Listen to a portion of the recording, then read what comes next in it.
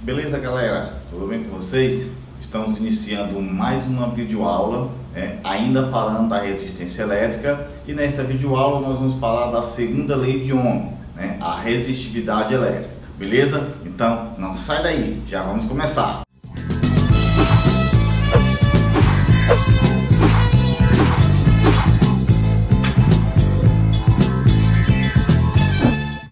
Beleza, galera, nós vimos na aula anterior que os materiais, ao serem atravessados por uma corrente elétrica quando ligada a uma DDP, eles produzem o que nós chamamos de resistência elétrica, tá? E aí na ocasião a gente aprendeu que a resistência elétrica é calculada a partir da DDP e da corrente que o atravessa esse condutor que nós chamamos de resistor, beleza? Porém, a resistência elétrica, ela depende também de algumas características mais particulares dos materiais, tá? Como, por exemplo, nós vamos destacar que é o seguinte, depende da temperatura em que o resistor se encontra, tá? Depende do tipo de material que é constituído esse resistor, depende do seu comprimento, e depende da área de sua seção transversal, tá? Na verdade, os maiores resistores que a gente estuda são esses fios da nossa eletricidade, que a gente utiliza nas residências elétricas, tá? Bom, então uma característica que é fundamental, tá, é o grau de dificuldade que esses materiais podem estar interferindo, na passagem dessa corrente elétrica, beleza? Então esse grau de dificuldade nós chamamos de resistividade, tá? E é uma característica própria de cada material que é constituído esse resistor, tá? Essa resistividade a gente representa com uma letrinha grega, tá? Chamada Rho, é uma gente que parece com P, mas não é um P, chamada Rho, que a gente representa a resistividade, beleza? Então, dependendo quando esse resistor ele se submete a uma temperatura constante, tá? Então a resistência elétrica pode ser calculada através, a partir dessas três propriedades, que no caso o tipo de material que constitui a resistividade, o comprimento e a área de seção transversal desse material, E aí para isso a gente tem aqui a segunda lei de Ohm, que está descrita nesse princípio aqui, ó.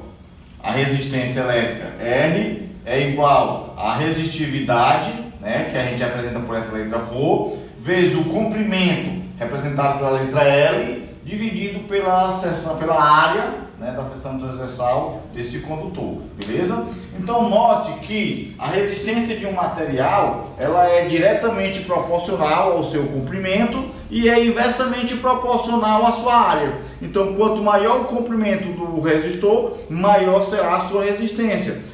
Quanto maior a área desse resistor, menor será a sua resistência, beleza? Então essa é a equação matemática que descreve a segunda lei de Ohm, também chamada de resistividade elétrica, beleza? Então nós vamos ver agora como é que a gente aplica essa segunda lei de Ohm numa situação problema. Então vem comigo, vamos lá. O exercício de número 1 diz o seguinte, ó. Calcule a resistência elétrica de um fio de cobre utilizado em instalações domiciliares de 60 metros de comprimento e 3 milímetros quadrados de área da seção transversal. A resistividade do cobre é igual a 1,7 vezes 10 elevado a menos 8 ohm por metro, tá? Então, eu tenho aqui a seguinte situação, onde dessa situação eu posso extrair que eu tenho um fio, de comprimento 60 metros, eu tenho uma área de seção de 3,0 milímetros quadrados, tá? E eu tenho uma resistividade, que eu represento com a letra Rho, de 1,7 vezes 10 elevado a menos 8 ohm por metro, tá? E a partir daqui nós queremos calcular a resistência desse material, a resistência R. Bom, então se eu tenho todos esses valores aqui, basta que a gente aplique a segunda lei de Ohm e eu posso calcular facilmente a resistência elétrica. Porém, eu já vou fazer aqui a primeira observação, né?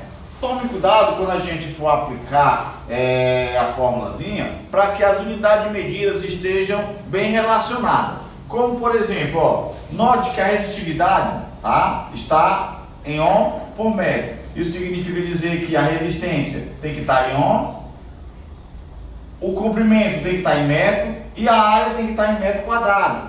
Porém, você observa que o comprimento está em metro, mas a área está em milímetro. E aí, o que eu devo fazer? Antes de eu aplicar a formulazinha, eu tenho que transformar esses 3 milímetros quadrados em metros quadrados. E aí, como é que a gente faz? Ó, a área vai ser igual a 3, tá? 3 vezes, ó, milímetro.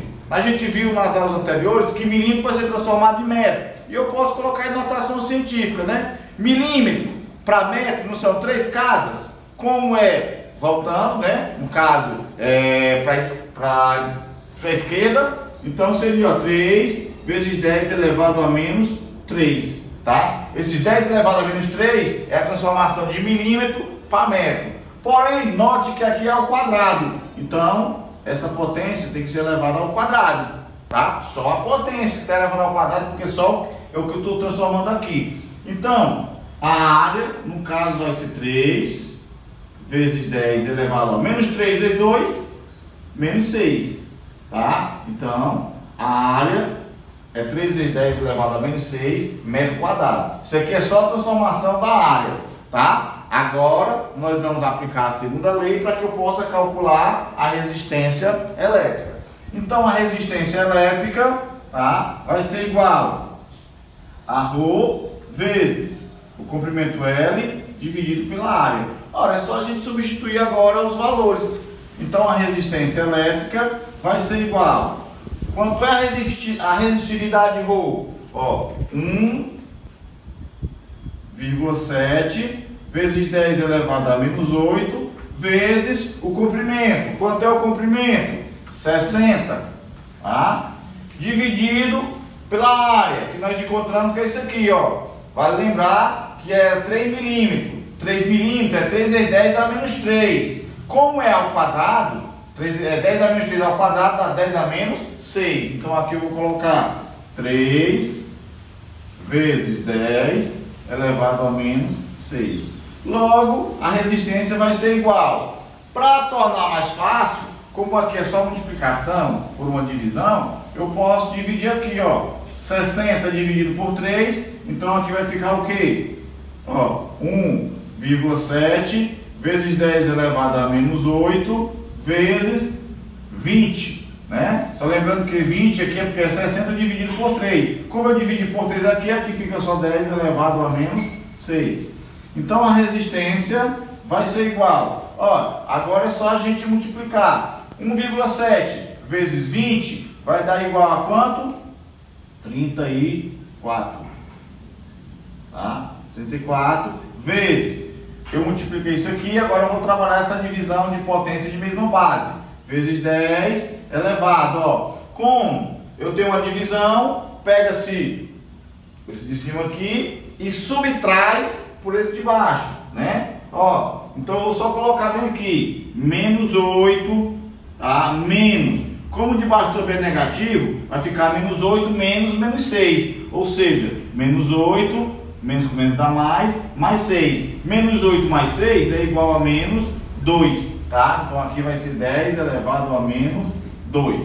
Porém, se eu for deixar a resposta em forma de potência, eu tenho que deixar em notação científica. Ó, a resistência R vai ser igual. Eu ando uma casa para cá, vai ficar 3,4 vezes 10. Como eu andei uma casa para a esquerda, a gente soma 1 aqui. Menos 2 mais 1, menos 1.